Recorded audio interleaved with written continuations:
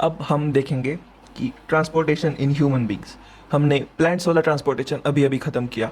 अब हम चैप्टर के सेकेंड मोस्ट इम्पॉर्टेंट पार्ट पर आ चुके हैं, जो डिस्कस करना बहुत ज़्यादा इंपॉर्टेंट है। अगर सवाल आता है ट्रांसपोर्टेशन से इससे ज़्यादा आएगा। वो वाला पार्ट किसी और चैप्टर में भी कवर हो चुका है, 9th में, और फिर 10th में भी प्लांट्स के बारे में जहाँ होगा वहाँ पे जाइलम फ्लोएम के बारे में थोड़ा सा ज़्यादा होगा, तो वहाँ पे आ जाएगा। तो अगर आप लोग शॉर्ट लेक्चर देख रहे हो तो आप लोगों को ये मैं बता दूं, इसका एक फुल लेक्चर आ चुका है। ये लेटर पार्ट में आता है उस ट्रांसपोर्टेशन लेक्चर के। अगर आप शॉर्ट लेक्चर देख रहे हो तो आई हाईली रिकमेंड कि आप लोग पिछले सारे लेक्चर्स देख के फिर ये आ जाओ, ताकि आप लोगों को एक आइडिया आ जाए। अब इसमें हम पढ़ने वाले हैं ट्रांसपोर्टेशन इन ह्यूमन बींग्स के बारे में। ट्रांसपोर्टेशन इन ह्यूमन बींग्स में एक होता है पंप, और दूसरा है कि कैरी करने वाली पाइप्स। तो ऐसे दो चीज़ों के बारे में हम इसमें जानेंगे, और दो तीन और साइड वाली चीज़ें हमें पढ़नी है। तो get ready, subscribe to channel if you guys are new.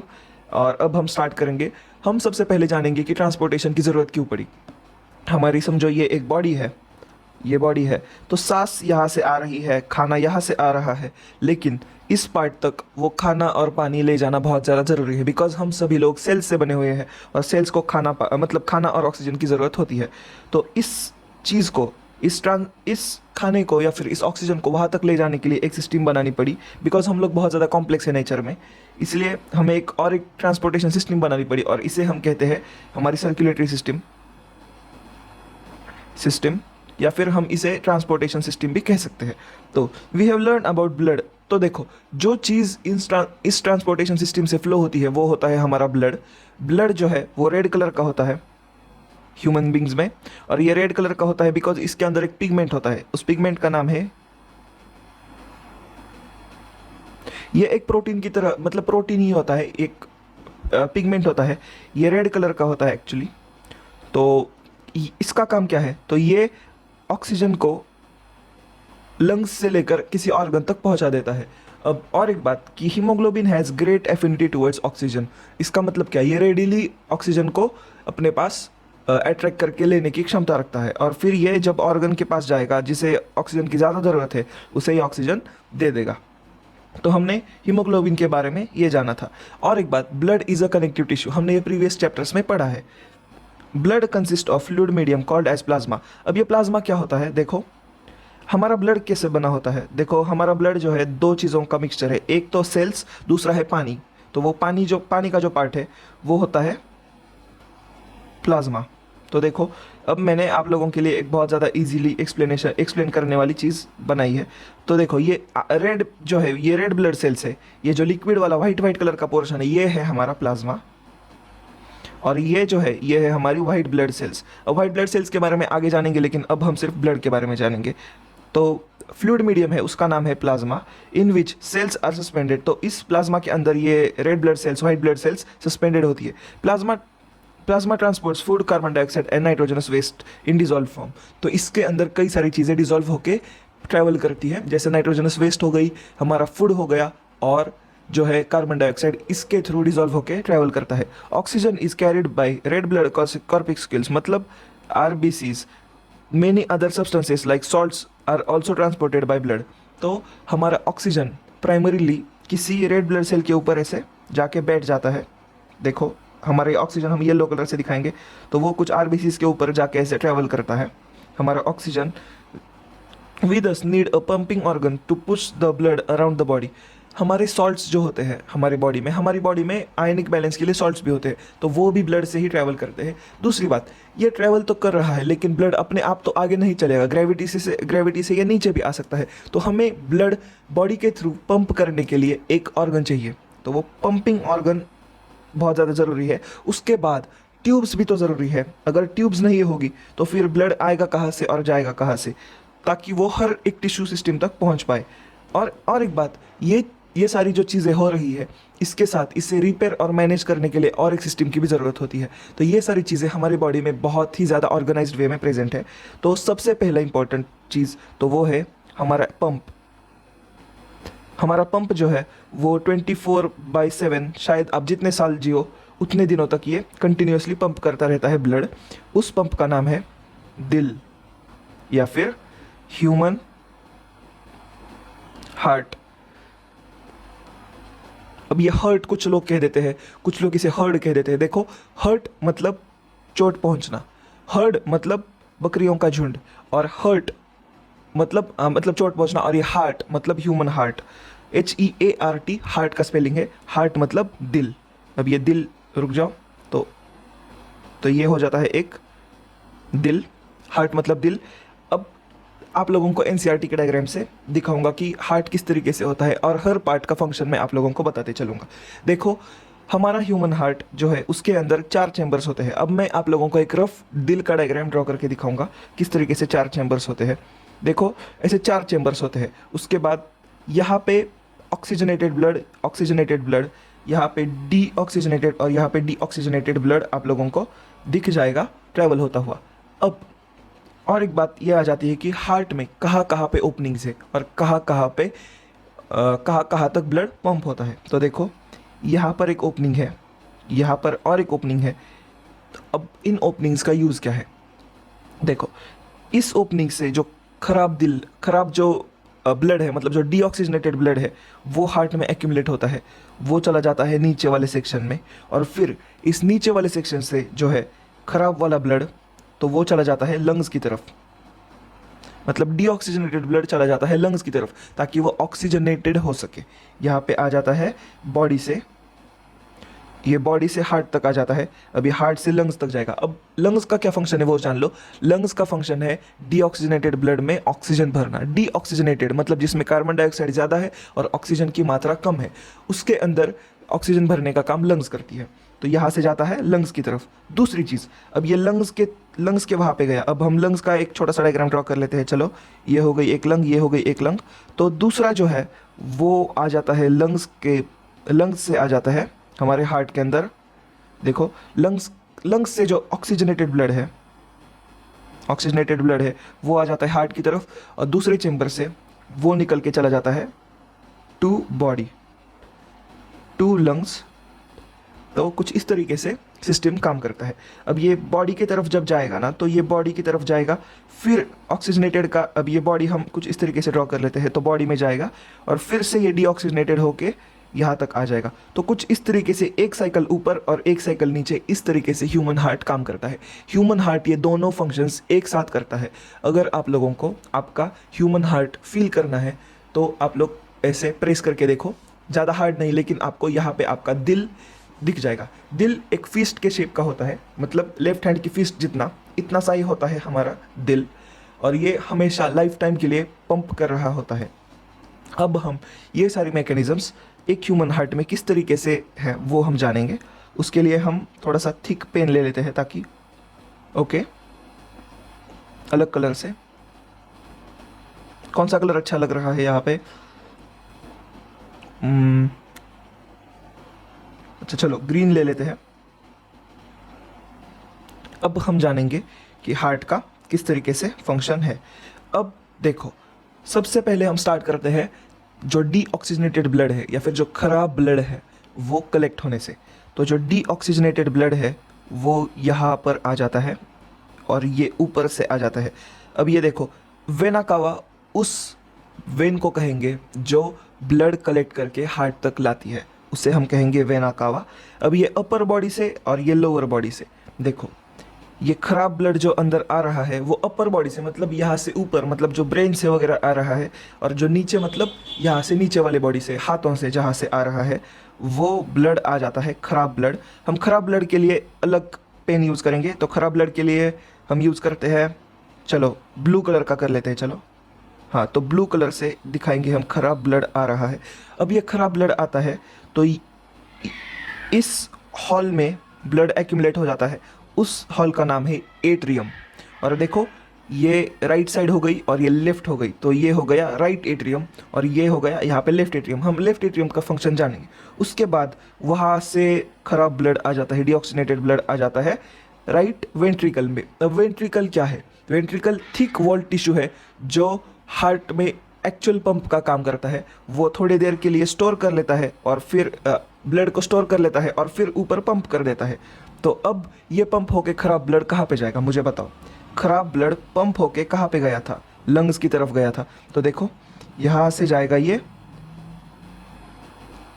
Pulmonary arteries से ये ब्लड यहाँ से बाहर निकलेगा राइट वेंट्रिकल से, पल्मोनरी आर्टरीज के थ्रू ब्लड बाहर निकलता है।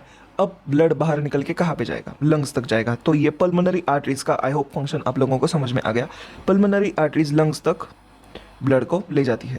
ये हो गया डीऑक्सीनेटेड ब्लड का साइकिल। ओके, नेक्स्ट अब आ जाते हैं प्योर ब्लड की तरफ। अब ये पल्मोनरी आर्टरीज से लंग्स तक चला गया, लंग्स से फिर वापस, अब रेड कलर से चेंज कर लेते हैं कलर। अब देखो लंग्स से फिर आ जाता है ब्लड कहाँ पे? पल्मोनरी वेन्स के थ्रू। पल्मोनरी वेन्स के थ्रू आ जाता है लेफ्ट एट्रियम में। लेफ्ट एट्रियम से ब्लड आ जाता है लेफ्ट वेंट्रिकल में। लेफ्ट वेंट्रिकल से जोर से पंप होके ब्लड चला जाता है अओर्टा में। अओर्टा, देखो अओर्टा, इस अओर्टा का या फिर अओर्टा का फंक्शन क्या है? तो ये अओर्टा फंक्शन करता है बाकी के बॉडी की तरफ ब्लड ले जाने का काम करता है ये अओर्टा।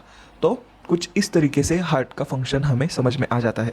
तो ये अओर्टा बाकी की बॉडी की तरफ ब्लड पास करेगा, बाकी की बॉडी में इसका यूटिलाइजेशन होगा और फिर जाके ब्लड यहाँ पे पहुँचा देगा। उसके बाद फिर से लेफ्ट एट्रियम में डीऑक्सीनेटेड ब्लड आ जाएगा, फिर लेफ्ट एट्रियम से लेफ्ट वेंट्रिकल में डीऑक्सीनेटेड ब्लड आ जाएगा। डीऑक्सीनेटेड ब्लड फिर लेफ्ट वेंट्रिकल से चला जाएगा, सॉरी राइट वेंट्रिकल से चला जाएगा फिर से कहाँ पे?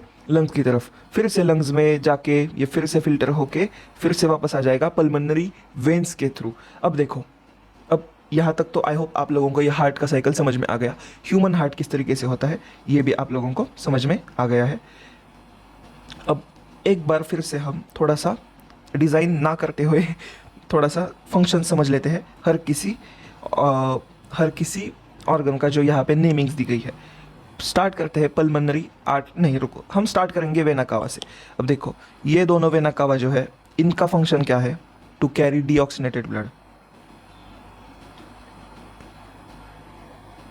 ब्लड कहाँ से कहाँ तक? बॉडी से हार्ट तक। उसके बाद वेना कावा के बाद आ जाता है हम राइट एट्रियम में। इसका क्या फंक्शन है? Store deoxygenated blood. ये हो गया राइट एट्रियम का फंक्शन। उसके बाद ब्लड कहाँ पे जाता है? Right ventricle. राइट वेंट्रिकल का क्या यूज़ है?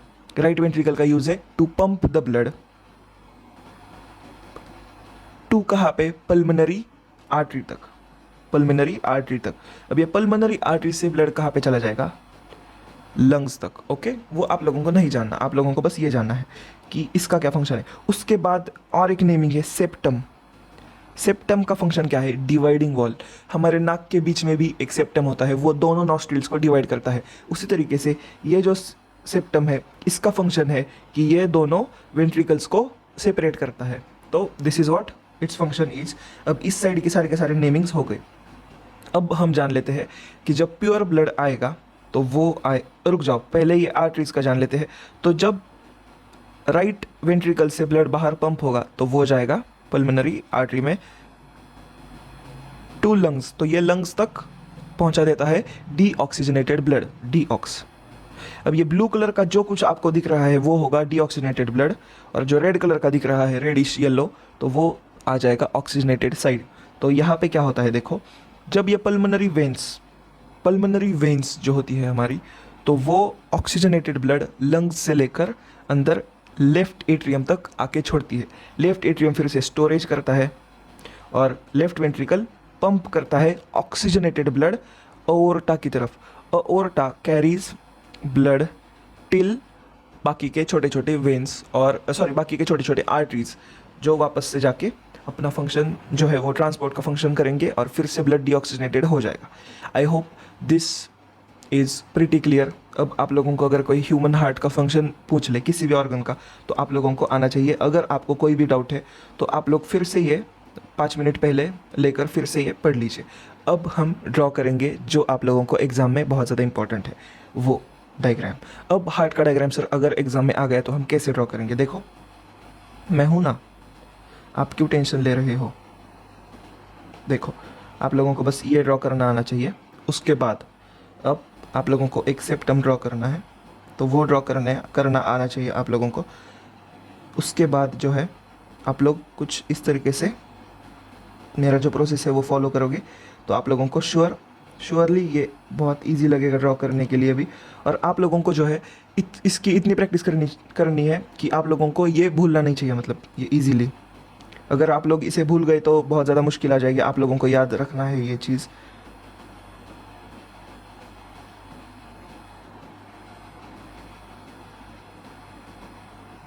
ये कुछ इस तरीके से है, यहाँ पर भी एक ऐसे वॉल्व है। अब आप लोग सोच रहे होंगे सर ये ऐसी चीज़ें क्या है, ये तो दीज आर वॉल्व्स। और ये वॉल्व का यूज़ क्या है, ताकि ये ब्लड जब पंप हो तो सिर्फ एक डायरेक्शन में जाए, यहाँ पे उल्टा न जाए। तो ये उल्टा जाना रोकने के लिए ये वॉल्व्स का यूज़ है। वॉल्व्स बैक फ्लो को रोक देते हैं। तो कुछ यहाँ पे और एक वॉल्व है, और चलो ये बन गया। उसके बाद हम थोड़ा सा यहाँ पे इरेज कर लेंगे और दोनों वेना कावास बना लेंगे। तो एक वेना कावा यहाँ वाली, एक वेना कावा यहाँ वाली आप लोगों को बनानी आनी चाहिए। ओके,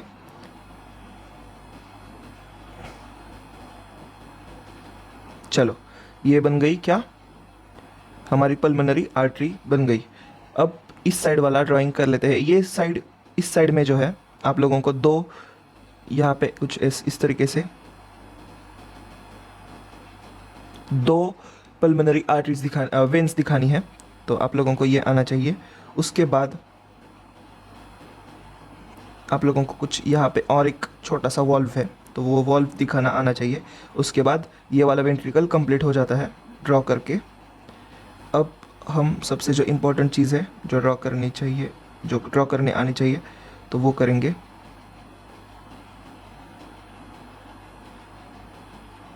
देख लो ये अओर्टा है।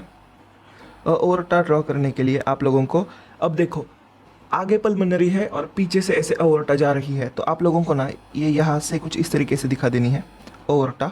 अब मैं ये थोड़ा सा नीचे ले लूँ ताकि कोई प्रॉब्लम ना आए। Okay sir, okay. अब मैं 1 मिनट में इसका पूरा का पूरा कलर चेंज कर लेता हूँ ताकि आप लोगों को ठीक से समझ में आ जाए क्या क्या कहाँ पे ड्रॉ किया जा चुका है। ओके, अब ये टेक्नोलॉजी आपके नोटबुक में नहीं मिलेगी, लेकिन चलो कोई नहीं। तो ये तो हो गया। अब दो सेपरेट रीजन से देखो, ये हो गया अओर्टा वाला, चलो हो गया। अब जो है ये हो जाता है एक पूरा का पूरा ह्यूमन हार्ट, जो मैंने अभी ड्रॉ किया आप लोगों के सामने।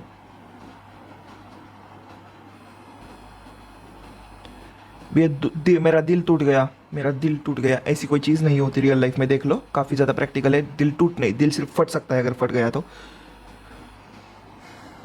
ओके, अब आप लोगों को नेमिंग भी आना चाहिए। तो ये हो गए दोनों वेना कावा, ये अपर, ये हो गई लोअर। अब राइट एट्रियम, ये राइट वेंट्रिकल, ये हो गया सेप्टम, ये हो गया लेफ्ट वेंट्रिकल, ये हो गया लेफ्ट एट्रियम। आप लोगों को बस ये दिखाना आना चाहिए, बिकॉज दिस इज़ द, आप अब जो एग्जामिनर होगा ना, तो वो कितना क्लीन डायग्राम है, उसके साथ साथ आप लोग यहाँ पर भी शेडिंग कर सकते हो और कितने अच्छे से नेमिंग किया गया है ये देखेगा।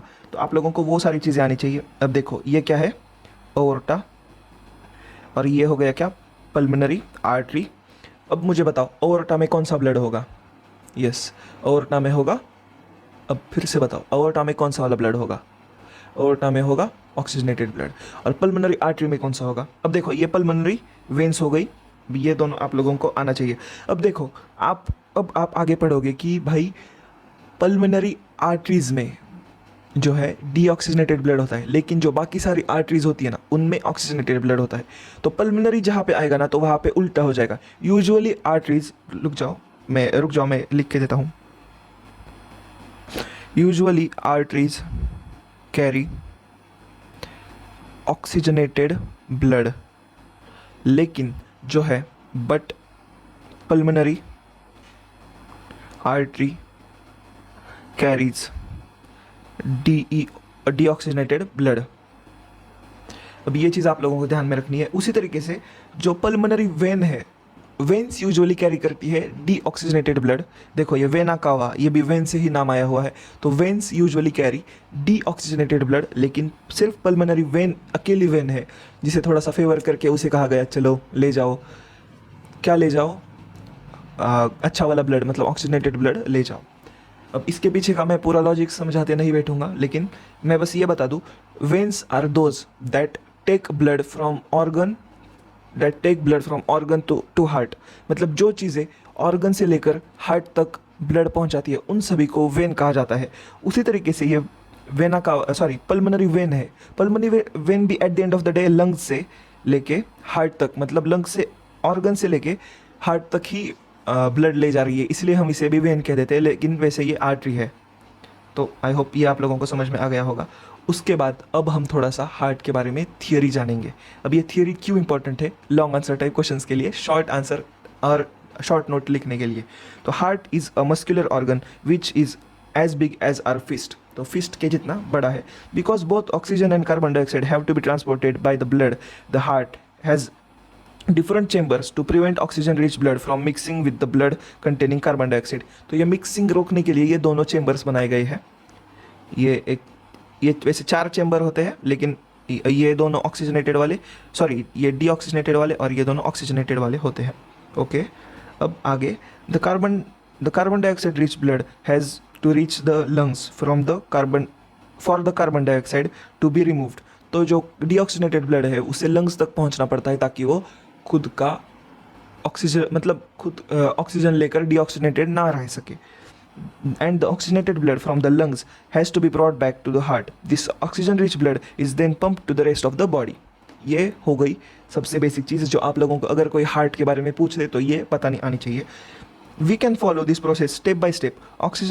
Oxygen rich blood from the lungs comes to the thin walled upper chamber of heart on the left. अब देखो ये सारी प्रोसेस है, अगर आप लोगों को पढ़ना है तो पढ़ लो, मैं 2 मिनट के लिए रुक जाता हूँ, पॉज करके पढ़ लो। ओके, हो गया। अब जो मैंने प्रोसेस बताई है वही इन्होंने यहाँ पे कुछ अच्छे अक्षरों में बताई गई है। जो इंपॉर्टेंट है वो मैं पढ़ के सुना रहा हूँ आपको। अब देखो, deoxygenated blood comes from the, अब आप लोगों को एक छोटा सा हार्ट का डायग्राम ड्रॉ करके फिर आप लोगों को ठीक से समझाऊंगा कि भाई ये कहना क्या चाहता है। देखो ये हो गया हार्ट कुछ इस तरीके से, ये हो गई उसके ये 4 चेंबर्स। अब देखो, deoxygenated blood comes from the body to upper chamber of the right atrium. तो ये राइट एट्रियम हो गया, ये राइट साइड, ये लेफ्ट साइड। ओके, ये ध्यान में रखो, ये बहुत ज़्यादा इंपॉर्टेंट है। अब लेफ्ट साइड कई लोगों को ये लेफ्ट राइट की प्रॉब्लम होती है। देखो लेफ्ट साइड पे ये चीज़ आती है, इसलिए हमारा हार्ट इस तरीके से होता है। देखो ऐसे स्लैंटिंग होता है, तो कुछ इस तरीके से हमारा हार्ट होता है। तो ये लेफ्ट साइड हो गई, ये राइट साइड हो गई। तो अब बात की जा रही है मेरे राइट एट्रियम के बारे में। As the right atrium contracts the corresponding lower chamber of heart ventricles dilate. तो इसका मतलब क्या, डायलेट मतलब रिलैक्स करना। अब ये बहुत ज़्यादा इंपॉर्टेंट है जानने के लिए। तो as the right atrium contracts, जिस तरीके से जब ये कॉन्ट्रैक्ट हो जाएगा ना, कॉन्ट्रैक्ट मतलब ऐसे। अब और एक बात मैं बता दूं हार्ट के बारे में। देखो हार्ट जो है ना वो कॉन्ट्रैक्ट रिलैक्स करता है, हमारी हर मसल्स करती है, लेकिन हार्ट बहुत फास्ट, और ये अपने कहने पे नहीं, मतलब मेरे खुद के ब्रेन के थ्रू नहीं, तो ये अपने आप ही बीट करता रहता है। तो जब ये कॉम्प्रेस होगा तो ब्लड नीचे आ जाएगा, तो तब ये फूल जाएगा ये सेक्शन। उसके बाद जब ये कॉम्प्रेस होगा तो ब्लड ऊपर चला जाएगा। तो हार्ट एक पंप की तरह ब्लड पंप करने में काम आता है, और हार्ट मस्कुलर कॉन्ट्रैक्शन से ही ब्लड पंप कर लेता है। This transfers blood to the right ventricle. देखो right ventricle which in turn pumps it to the lungs. तो ये ऊपर डायरेक्टली लंग्स तक पंप कर देता है पल्मोनरी आर्टरी के द्वारा। Lungs for oxygenation. अब ऑक्सीजनेशन मतलब क्या, डीऑक्सीजनेटेड ब्लड का ऑक्सीजनेटेड ब्लड में कन्वर्जन करना, उसे हम कहते हैं oxygenation. Since ventricles have to pump blood into various organs, they have thick muscular wall. जो मैंने पहले कहा था आपको, स्टार्टिंग में ही कहा था, वेंट्रिकल्स की वॉल बहुत ज़्यादा थिक होती है इन कंपेरिजन टू एट्रियम की wall than atria do. Valves ensure that blood does not flow backwards when the atria. अरे मैंने तो ये सब आप लोगों को बता दिया है, ओके कोई प्रॉब्लम नहीं है। अब आप लोगों को जानने की ज़रूरत है। अब मैंने ये क्यों स्किप किया, आप लोगों को ये मैं बता दूंगा। चलो आप लोगों को कुछ चीज़ें ध्यान में रखनी है। देखो जब ये ओवरटा से ब्लड आता है ना, तो कुछ इस तरीके से ये मसल में जाता है। दीज आर स्मॉल कैपिलरीज, मतलब एक वेन छोटे वेन्स में डिवाइड होती है, और कुछ वेन्स हेयर जितनी थिन होती है उनको हम प्यार से कैपिलरीज कह देते हैं। और फिर यहाँ से देखो आ जाता है और ये वेना कवा में ब्लड चला जाता है। This is the rough example. वैसे ये हार्ट का डायग्राम नहीं है, वो आगे पढ़ेंगे किसका डायग्राम है। अब हमने हार्ट के बारे में तो मेजर पोर्शन ख़त्म कर लिया। अब हम समझ लेते हैं कि डबल सर्कुलेशन क्या है। उससे पहले मैं बता दूं आप लोगों को, हर ऑर्गेनिज्म में 4 चेंबर वाला हार्ट नहीं होता। कुछ ऑर्गेनिजम्स में सिर्फ 1 चेंबर वाला हार्ट होता है, कुछ में 2, कुछ में 3, और बहुत सारे मतलब हमारे साथ जो मैमल्स है उनमें 4 चेंबर वाला हार्ट आप लोगों को देखने को मिल जाएगा। अब हर किसी ऑर्गेनिज्म को ऐसा ज़रूरी नहीं कि पूरा का पूरा ऑक्सीजनेटेड ब्लड ही मिले, लेकिन हम लोग बहुत बड़े हैं साइज़ में, इसलिए हमें ज़रूरी होता है कि हमें सिर्फ ऑक्सीजनेटेड ब्लड मिले। अब फिश में क्या होता है कि गिल्स में जो उनका तो गिल्स में ही उन लोगों का सारा प्यूरी मतलब ऑक्सीजनेशन का काम हो जाता है, तो उन्हें सिर्फ एक चक्कर लगाना पड़ता है। लेकिन हमारी बॉडी जो है वो बहुत ज़्यादा कॉम्प्लेक्स है, और हमारी बॉडी के मोस्ट ऑफ द सेल्स जो है वो बहुत डीप डाउन है, इसलिए हमें 2 बार ब्लड सर्कुलेट करने की ज़रूरत पड़ती है। इसका मतलब ये है क्या कि एक ब्लड या फिर एक सेल 2 बार चली जाती है? नहीं, इसका मतलब ये है कि पूरा का पूरा ब्लड जो है वो 2 सेपरेट साइकिल्स में घूम रहा होता है हमारी बॉडी में। अब ये 2 साइकिल्स को पावर करने के लिए हमारे बॉडी में 4 मतलब हमारे हार्ट में 4 आउटपुट्स है। अब वो हम जानेंगे कि किस तरीके से इनपुट्स और आउटपुट्स है, मतलब 4 दरवाजे हैं जिससे ये 2 सर्कुलेशंस ठीक से हो सकती है। तो उसका एक छोटा सा डायग्राम मैं आप लोगों को बता दूं। देखो, ये डबल सर्कुलेशन का डायग्राम है, कुछ यहाँ एक और एक यहाँ पे आप लोगों को सिस्टमेटिकली दिख जाएगा किस तरीके से सर्कुलेशंस हो रहे हैं। तो अब हम थोड़ा सा उसकी थ्योरी पे आ जाते हैं कि क्यों हमें ज़रूरत पड़ती है डबल सर्कुलेशन की। तो double circulation, let's begin. Oxygen enters the blood in the lungs. Oxygen enters the blood in the lungs, तो लंग्स पे ऑक्सीजनेशन होता है। The separation of the right side and the left side of heart is useful to keep oxygenated and deoxygenated blood from mixing. अगर ये mix हो गए तो इतना इफिशिएंटली हमारा हार्ट नहीं काम कर पाएगा। तो इसीलिए since the separation allows highly efficient supply of blood to the body, this is useful in animals that have high energy needs, जैसे हम लोग, सच एज बर्ड्स में भी 4 चैम्बर वाला हार्ट होता है। मैमल्स मतलब हम लोग, which constantly use energy to maintain their body temperature. In animals that do not use energy, the purpose of body temperature depends on the temperature in the environment. अब देखो, हम mammals और birds ना कुछ ऐसे स्पेशल प्राणी हैं जो लोग हमारे खुद के बॉडी का टेम्परेचर खुद मेंटेन कर सकते हैं, लेकिन जो फिशेस होती है या फिर फ्रॉग्स होते हैं तो वो उनके बॉडी का टेम्परेचर कंट्रोल या फिर मेंटेन नहीं कर सकते। We are warm blooded animals और वो लोग कोल्ड ब्लडेड एनिमल्स हैं, तो उनके बॉडी का टेम्परेचर सराउंडिंग्स के टेम्परेचर पे डिपेंड करेगा। हमारे बॉडी का टेम्परेचर हमारी बॉडी खुद डिसाइड करेगी, इसलिए हमारी बॉडी का टेम्परेचर 35-36 तक होता है। और ये एक बहुत ज़्यादा एनर्जी कंज्यूमिंग प्रोसेस है। अब एनर्जी कंज्यूमिंग प्रोसेस मतलब क्या? हमारे बॉडी को ये काम करने के लिए बहुत ज़्यादा काम करना पड़ता है, और इसलिए हमें एक बहुत ज़्यादा इफिशिएंट पंप की ज़रूरत होती है। हमारी बॉडी को बहुत ज़्यादा इफिशिएंटली काम करने की ज़रूरत होती है फंक्शन करने के लिए। इतना डेप्थ में पढ़ा रहा हूँ, सब्सक्राइब कर दो। Such animals like amphibians and many other reptiles have 3-chambered hearts. तो देखो reptiles 3-chambered hearts and tolerate some mixing of oxygenated and deoxygenated blood streams. Fishes and on other hands have 2-chambered hearts. जैसे मैं कहा, fishes 2-CHAMBERD chambered heart and the blood is pumped to the gills. तो gills सब कुछ साफ सफाई करके दे देते हैं, तो इन लोगों को सिर्फ एक ही राउंड ठीक है चल जाता है। Is oxygenated there and passes directly to the rest of the body. तो गिल्स में जो है इनका पूरा का पूरा साफ सफाई हो जाता है ब्लड का, मतलब ऑक्सीजनेशन हो जाता है और डायरेक्टली वो बॉडी में पंप किया जाता है। लेकिन हमारे में ऐसा नहीं है।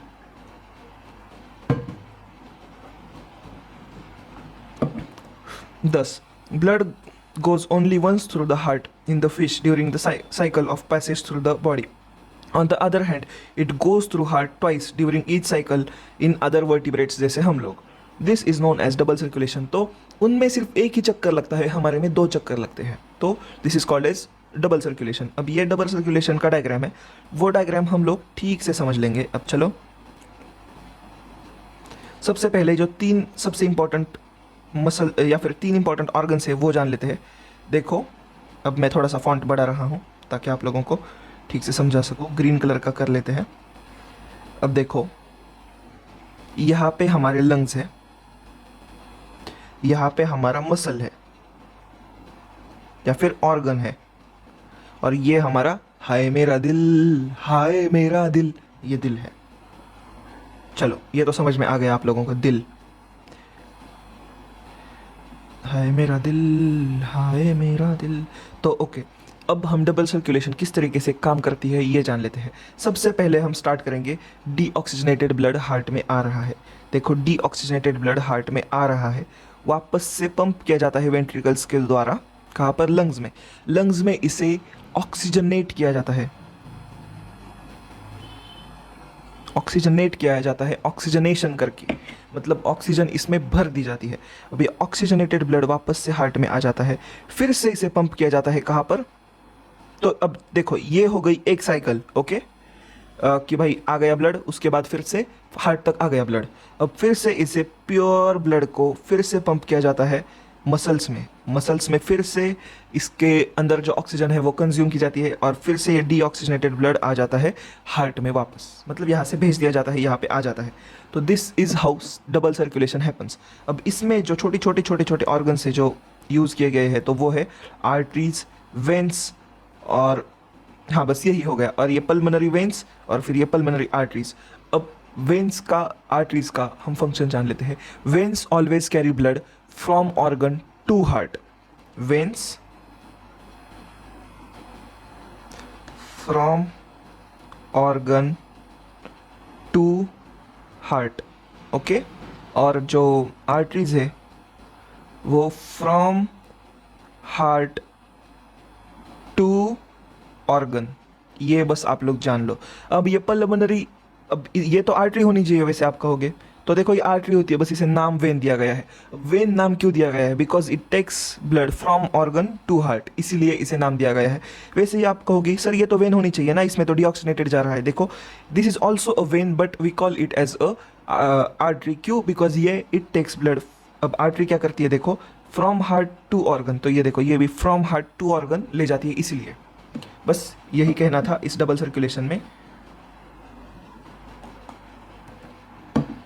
अब हम और थोड़ी सी इंफॉर्मेशन कलेक्ट कर लेते हैं ट्यूब्स के ऊपर, मतलब वो जो है ब्लड वेसल्स के ऊपर।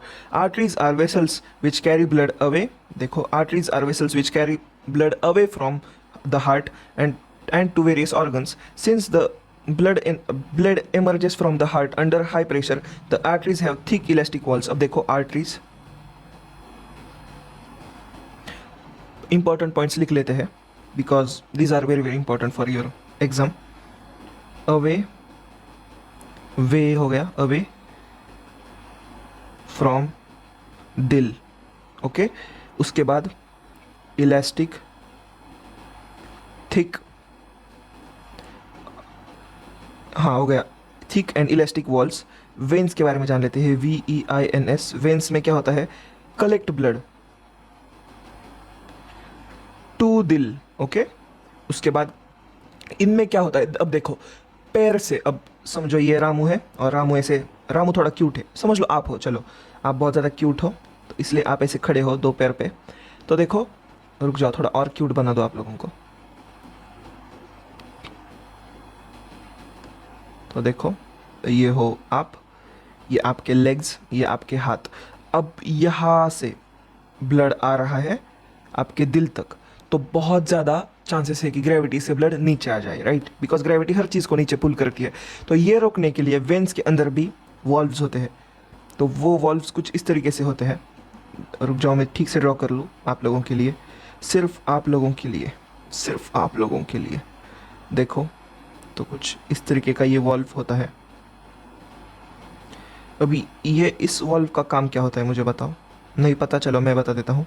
जब भी चलो ब्लड आगे जाएगा ना तो वो वापस नहीं आ पाएगा, जैसे ही ब्लड आने की कोशिश करेगा ना ये ऐसे क्लोज होके ब्लड का सप्लाई रोक देंगे नीचे जाने का, तो फिर ब्लड सिर्फ एक ही डायरेक्शन में फ्लो करेगा, तो इस वजह से इनमें होते हैं वॉल्व्स। दूसरी बात, veins collect the blood from different, okay, they do not need thick walls, तो इनको ज़्यादा प्रेशर सहन नहीं करना पड़ता जिस तरीके से इन्हें करना पड़ता है। आर्टरीज में हार्ट का पूरा प्रेशर आता है, वैसे इनमें नहीं होता, तो instead they have valves that ensure that blood flows only in one direction, तो इनमें वॉल्व्स होते हैं, ये बहुत ज़्यादा इंपॉर्टेंट है, वॉल्व्स होते हैं। ऑन रीचिंग द ऑर्गन और tissue the artery divides into smaller and smaller vessels, तो जैसे जैसे आगे जाएगा तो इतना बड़ा आर्टरीज फिर से डिवाइड होगा, उसके बाद छोटा छोटा और छोटा छोटा हो जाएगा, फिर और छोटा छोटा हो जाएगा, और एक टाइम ऐसा आएगा जब ये कुछ ज़्यादा ही छोटा हो जाएगा और ये हेयर जितना थिन होता है, और उस चीज़ को हम कह देते हैं कैपिलरीज। तो देखो वन सेल थिक मतलब सिर्फ एक ही सेल जितना, मतलब इस साइड पे एक सेल, इस साइड पे एक सेल, मतलब कुछ ऐसा, इस साइड पे कुछ सेल्स, एक वन सेल थिक लेयर बन जाता है, उसे हम कह देते हैं प्यार से कैपिलरीज। अब ये कैपिलरीज का यूज़ क्या है, देखो ये आपका मसल का सेल हो गया, ये हो गई कैपिलरीज की एक सेल, ओके, ये हो गई दूसरी सेल, और ये कुछ इस तरीके से ऐसे सिलेंडर शेप में है। तो जब भी ऐसे ब्लड अंदर आएगा ना, तो सिर्फ ये ब्लड से यहाँ पे ले जाएंगे न्यूट्रिएंट्स, और फिर डायरेक्टली मसल सेल में डिलीवर होगा वो न्यूट्रिएंट्स। तो इसलिए ये कैपिलरी यूज़ होता है। Exchange of material between the blood and surroundings takes place across this thin wall. The capillaries then join together to form veins and convey blood away from the organ. तो ये देखो यहाँ पे ऐसे एक जाली की तरह बना देता है, और फिर ये आगे कैरी होगा। उसके बाद ये और सारी वेन्स इसे जुड़ जाएंगी, रुक जाओ, और सारी ऐसी कैपिलरीज से जुड़ जाएंगी, और कैपिलरीज जुड़ जाएंगी, और ये एक थिक थोड़ा सा मसल थिक वेन बन जाएगा। उसके बाद और सारी जुड़ जाएंगी ऐसी छोटी छोटी थिक वेन्स, तो ये बहुत ज़्यादा बड़ा एक वेन बन जाता है। This is all I wanted to tell about veins. अब देखो हार्ट पंप कर रहा है, मतलब इससे कुछ ना कुछ प्रेशर तो आ रहा होगा वेन्स पे। अब इस प्रेशर को हम ब्लड प्रेशर के नाम से नॉर्मली जानते हैं। इसके बारे में एक शॉर्ट नोट यहाँ पे दी गई है ब्लड प्रेशर के बारे में, तो वो हम पढ़ेंगे। The force that blood exerts against the wall of vessel is called as blood pressure. अब बीपी की गोली चल रही है, मतलब ब्लड प्रेशर कम करने की या फिर बढ़ाने की गोली चल रही है। This pressure is much greater in arteries than veins, obviously because arteries directly blood का बाहर झेल रही है। द टिश्यू सॉरी मैं डिस्ट्रैक्ट हो गया। The pressure of blood inside the arteries during ventricular systole. अब ये सिस्टोल और डायस्टोल क्या है समझ लो। सिस्टोल मतलब पंप होना, और डायस्टोल मतलब रिलैक्स होना। तो जब भी एक सिस्टोल होगा, मतलब एक, अब देखो ये हार्ट के दो मूवमेंट्स है, एक होता है सिस्टोल, एक होता है डायस्टोल। डायस्टोल मतलब चिल, सिस्टोल मतलब कॉम्प्रेस होना। तो जब ये एक कॉम्प्रेस हो जाता है हमारा हार्ट, तो बहुत ज़्यादा प्रेशर पड़ता है हमारी वेन्स पर। तो जब भी एक वेंट्रिकल सिस्टोल में जाता है, मतलब जब ये दबाता है खुद को, तो ब्लड पंप होता है, तो वो वाला जो प्रेशर होता है ना, तो उसे हम कह देते हैं सिस्टोलिक प्रेशर। मतलब जो सिस्टोल की तरह टाइम पे जो प्रेशर आए उसे हम कह देते हैं एक systolic pressure. And pressure of in artery during the ventricular diastole, मतलब जब ये चिल होगा तब भी थोड़ा थोड़ा प्रेशर होगा, तो उस प्रेशर को हम कह देते हैं diastolic pressure. The normal systolic pressure is about 120, systolic pressure is 120 mm पर hg। अब ये mm पर hg क्या है, तो ये एक यूनिट है प्रेशर नापने का, ओके। और जब डायस्टोलिक प्रेशर है तो वो होता है 80। अब ये BP 90 चला गया, BP 100 चला गया, इसका क्या मतलब होता है कि बहुत ज़्यादा प्रेशर पड़ रहा है वेन्स पे। और इस बहुत ज़्यादा प्रेशर की वजह से क्या होता है कि हाइपरटेंशन हो जाती है, नस फट जाने स्टार्ट हो जाती है, और लाल लाल चेहरा हो जाता है, और भी कई सारे इसके कॉम्प्लिकेशंस है, ब्रेन पे भी डैमेज आ सकता है। तो बस यही था। और इंटरनल ब्लीडिंग भी हो जाती है, नसें फटना स्टार्ट हो जाती है। तो blood pressure is measured with the instrument called as sphygmomanometer. अब ये बहुत बड़ा नाम है, स्पेलिंग डायरेक्टली याद रख लो, sphygmomanometer, sphygmomanometer. High blood pressure is also called as hypertension. High blood pressure, hypertension, hyper मतलब हाई, और जो हाइपो होता है वो होता है कम। हाइपोटेनियस मतलब कम डिस्टेंस वाला सबसे, हाइपर मतलब बहुत बड़ा। Is caused by constriction of atrioles which results in increased resistance to blood flow। तो जब भी ज़्यादा प्रेशर आएगा ना, तो ब्लड फ्लो को रेजिस्ट करना स्टार्ट कर देगा, और this may lead to rupture of artery and internal bleeding. तो आर्टरीज फटना स्टार्ट हो जाती है, और ये इंटरनल ब्लीडिंग भी हो सकती है। तो this is what it states. अब देखो इतना बड़ा सिस्टम है, इतना बड़ा डबल सर्कुलेशन का सिस्टम है, हार्ट है, ये सारी चीज़ें, तो इन्हें रिपेयर करने के लिए भी कुछ ना कुछ चाहिए। हमारी ओवरऑल बॉडी को भी यहाँ वहाँ खरोच आ जाती है, तो ब्लीडिंग स्टार्ट होती है, तो इसे भी रोकने के लिए एक सिस्टम चाहिए। इसलिए काम में आती है प्लेटलेट्स। अब ये प्लेटलेट्स क्या होती है इसके बारे में मैं बता दूँ। What happens if these systems develops a leak? Think about the situation when we are injured and start bleeding. Naturally, the blood loss is minimized. In addition, the leakage would lead to loss of pressure, which would reduce the efficiency of pumping system. To avoid this, blood okay, चलो वो सब छोड़ो, मैं आप लोगों को बता देता हूँ। देखो ये चीज़ जो है ना, हमारी समझो आपका यहाँ पे कुछ ब्लेड से कट गया, या फिर आप लोगों ने कहा मैं जान दे दूंगा, और ये ऐसा किसी ने किया, आई डोंट सपोर्ट सुसाइड विसाइड, वो सब छोड़ दो पहले। अगर किसी ने ऐसे काट दिया समझ लो ऊपर ऊपर से ही काट दिया चलो, तो बहुत ज़्यादा ब्लीडिंग होगी। ब्लीडिंग होगी मतलब प्रेशर तो वेस्ट जा रहा है, उसके बाद इफ़िशियंसी भी हार्ट की कम हो रही है। तो ये रोकने के लिए क्या होता है, एक सिस्टम बॉडी ने डेवलप किया है प्लेटलेट्स नाम से। प्लेटलेट्स उस जगह पे आ जाएंगे, वहाँ पे जाके जम जाएंगे और वो एक क्लॉट फॉर्म करेंगे, क्लॉट, ब्लड क्लॉट, जो ब्राउन ब्राउन कलर का दिखता है। ब्राउन रंग दे तो ब्राउन कलर का दिख जाता है, ब्राउन मुंडे तो वो ब्राउन कलर का दिख जाता है। और फिर वहाँ पे एक प्लग की तरह काम करता है, वो ब्लीडिंग रोक देता है और फिर सिस्टम को रिपेयर करने के लिए टाइम मिल जाता है, और इस तरीके से रुकती है हमारी ब्लीडिंग। तो प्लेटलेट्स का ये काम है। प्लेटलेट्स अलॉन्ग विथ 21 अदर जो एलिमेंट्स होते हैं, माइक्रोग्लोब्यूल्स होते हैं, तो उनके हेल्प के थ्रू ये क्लॉट रोकने का काम, क्लॉट बनाकर ब्लीडिंग रोकने का काम करते हैं, और फिर ये सिस्टम को रिपेयर करने का भी काम कर देते हैं। तो ये हो गई प्लेटलेट के बारे में जानकारी। अब देखो, ऐसा नहीं होता कि ये कैपिलरीज हर जगह पहुंच जाए। कैपिलरीज जो हमने 2 से 3 4-5 मिनट पहले पढ़ी थी, तो ऐसा नहीं है कि ये लिम्फ जो कैपिलरीज है तो वो हर जगह पे ठीक से काम कर पाए। तो इसके लिए, या फिर हर जगह पे पहुंच सके, इसलिए हमारे बॉडी ने एक और क्लीनिंग मैकेनिज्म लगाया है। तो वो क्लीनिंग मैकेनिज्म का नाम है लिम्फ। अब लिम्फ का क्या काम है, there is another type of fluid also involve in transportation. तो इसका भी काम ट्रांसपोर्टेशन जैसा है, ब्लड की तरह काम करता है, बस ये है कि इसमें ब्लड की तरह सेल्स नहीं होते, आरबीसीज नहीं होती। It is called as lymph और टिश्यू फ्लूइड।